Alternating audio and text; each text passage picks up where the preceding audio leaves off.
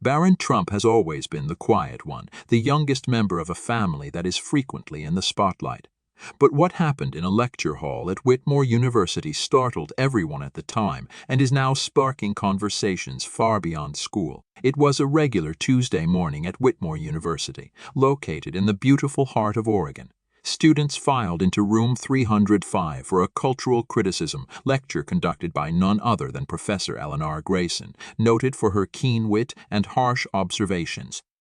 Grayson was a who commanded attention and frequently sparked controversy. Among the sea of eager faces sat a young man, tall and poised, wearing a simple hoodie and jeans. No one in the room knew this unassuming student was Barron Trump, son of former President Donald Trump, who had enrolled under a pseudonym to avoid the weight of his fame. Barron had chosen an environment in which he could think freely and be judged on his intellect, rather than his ancestry.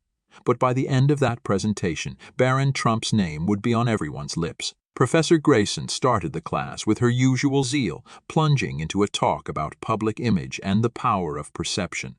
She deconstructed public personalities' characters, using them as examples to highlight societal hypocrisy. Then she spoke a name that made Barron sit up straighter. Melania Trump, for example. Grayson replied, her voice cutting with sarcasm, a woman recognized for her elegance and poise.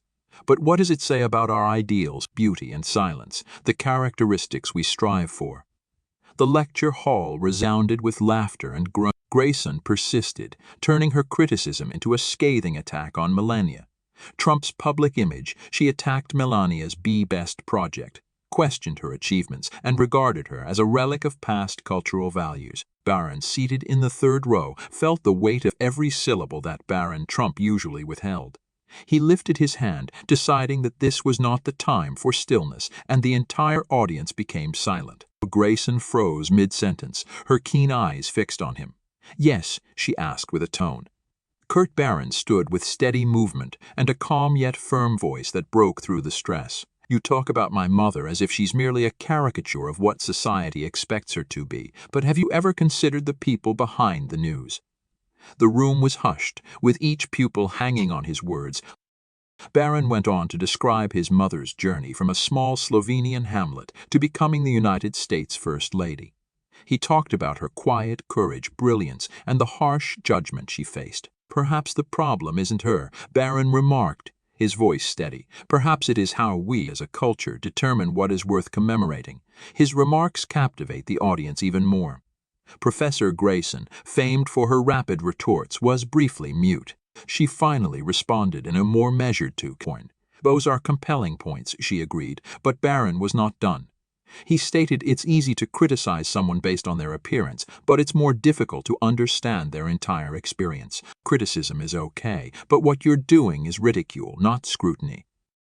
The room exploded in applause, and for the first time, the students saw not just a quiet classmate, but someone carrying the weight of incredible events and the guts to stand up. By the end of the lesson, the dynamics had changed. Grayson, looking introspective, addressed the students the next week. "With newfound humility," she said, "last week I was challenged in a way that forced me to reconsider not only my arguments but also my approach to teaching. For that, I thank you all, especially one of you." Barron Trump had not only defended his mother, but also shifted the discussion. His act served as a reminder that empathy and justice are important, even when people disagree. A student footage of Barron's reaction went popular on social media with the tagline, "When the quietest person in the room changes everything." The film generated discussions about public perception, respect, and the importance of standing up for what is right. This time at Whitmore University was more than simply a lecture. It was a lesson to explore deeper and question how we evaluate others in order to hear more thought-provoking stories like this one. Subscribe to the Story newsletter and join the conversation. Let's look at the occasions that push us to think deeper and live better.